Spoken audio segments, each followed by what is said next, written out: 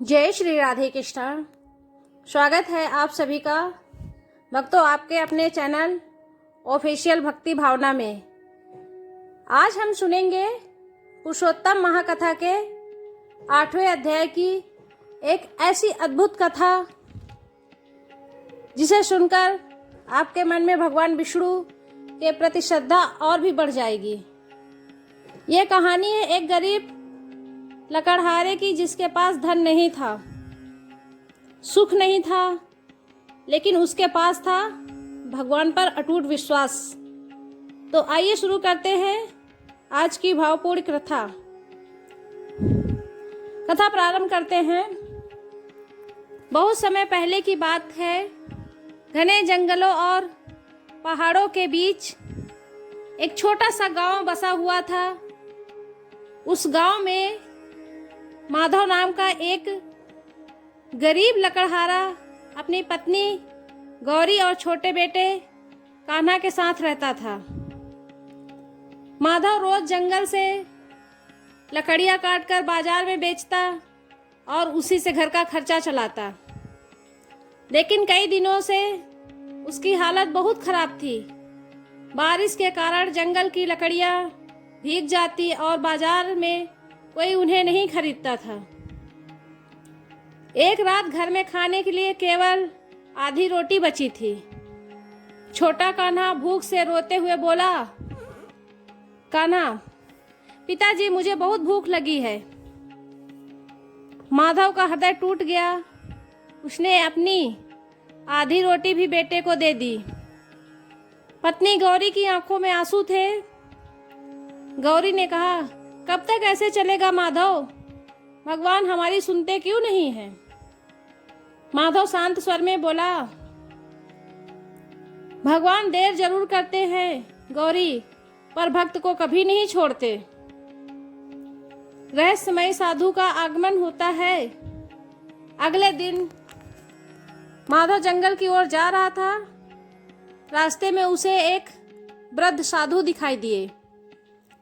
उनके चेहरे पर तेज था, लेकिन शरीर बहुत कमजोर लग रहा था। साधु ने धीमी आवाज में कहा, बेटा, क्या मुझे थोड़ा पानी मिलेगा? माधव के पास खुद पीने के लिए थोड़ा सा पानी था, फिर भी उसने अपना लोटा साधु को दे दिया। साधु मुस्कुराए, तुम गरीब होकर भी दयालु हो। क्या तुम जानते हो कि कल से पुरुषोत्तम मास प्रारंभ हो रहा है? माधव ने सिर झुकाकर कहा, महाराज, मैंने इस मास का नाम तो सुना है, लेकिन इसकी महिमा नहीं जानता। साधु बोले, यह महीना स्वयं भगवान विष्णु को प्रिय है। जो मनुष्य इस मास में सच्चे मन से पूजा, दान और कथा श्रवण करता है, उसके जीवन के अंधकार समाप्त हो जाते हैं। माधव ने पूछा, लेकिन महाराज, मेरे पास दान करने के लिए कुछ भी नहीं है। साधु हंस पड़े, भगवान को धन नहीं, भावना चाहिए। इतना कहकर साधु वहां से चले गए। माधव देर तक उन्हें देखता रहा। उसे ऐसा लगा जैसे साधु कोई साधारण मनुष्य नहीं थे। पुरुषोत्तम मास की शुरुआत करते हैं अब। अगले दिन पुरुषोत्तम मास आरंभ हो गया। माधव सुबह जल्दी उठकर नदी में स्नान करता, घर आकर मिट्टी के छोटे से दीपक में घी डालकर भगवान विष्णु के सामने जलाता और पूरी श्रद्धा से प्रार्थना करता। उसकी पत्नी गौरी भी तुलसी माता की पूजा करती। घर में गरीबी थी, लेकिन भक्ति में कोई कमी नहीं थी। एक दिन माधव जंगल से लकड़ी काट रहा था। तभी उसकी कुल्हाड़ी एक पत्थर से टकराई और नीचे जमीन में धंस गई।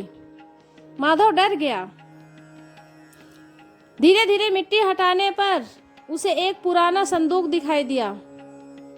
उसने संदूक खोला तो अंदर सोने चांदी के सिक्के चमक रहे थे। माधव आश्चर्यचकित रह गया, लेकिन तभी उसके मन में विचार आया, यह धन मेरा नहीं है, मुझे इसे गांव के मुखिया को सौंप देना चाहिए। ईमानदारी की परीक्षा हुई। माधव वह संदूक लेकर गांव पहुंचा। गांव के लोग उसे देखकर चौंक गए। मुखिया ने पूछा, माधव, ये धन कहाँ से मिला? माधव ने पूरी सच्चाई बता दी। गांव वाले हैरान थे। कोई दूसरा व्यक्ति होता तो सारा धन अपने पास रख लेता। तभी गांव में वही वृद्ध साधु अचानक प्रकट हुए। साधु मुस्कुराकर बोले, यह धन उसी का है जिसका मन सच्चा और पवित्र है। इतना कहते ही साधु का रूप बदलने लगा। पूरा गांव आश्चर्य से कांप उठा। साधु के स्थान पर स्वयं भगवान विष्णु प्रकट हुए। उनके 4 हाथों में शंख, चक्र, गदा और पद्म सुशोभित थे। चारों ओर दिव्य प्रकाश फैल गया। तभी गांव वाले भगवान के चरणों में गिर पड़े। भगवान का आशीर्वाद अब किससे मिलता है? भगवान विष्णु ने माधव से कहा, हे भक्त माधव, तुमने गरीबी में भी धर्म और ईमानदारी का साथ नहीं छोड़ा। पुरुषोत्तम मास में तुम्हारी भक्ति, सेवा और सच्चाई में अत्यंत प्रसन्न हूँ। माधव की आंखों में आंसू बहने लगे। प्रभु, मुझे धन नहीं चाहिए, बस आपका आशीर्वाद बना रहे। भगवान मुस्कुराए।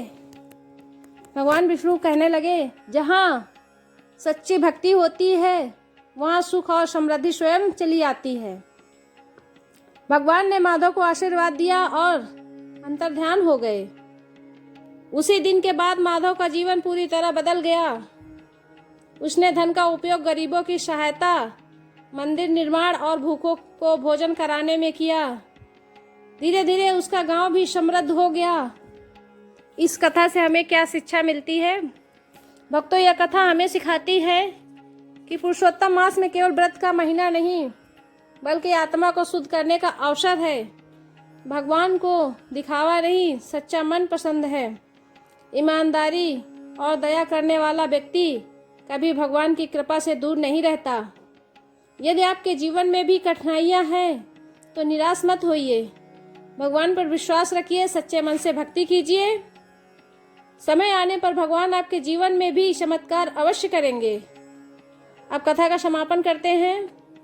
अगर आपको आज की यह कथा पसंद आई हो तो वीडियो को लाइक करें, शेयर करें और चैनल ऑफिशियल भक्ति भावना को सब्सक्राइब जरूर करें और कमेंट में लिखें, जय श्री हरि विष्णु, राधे राधे।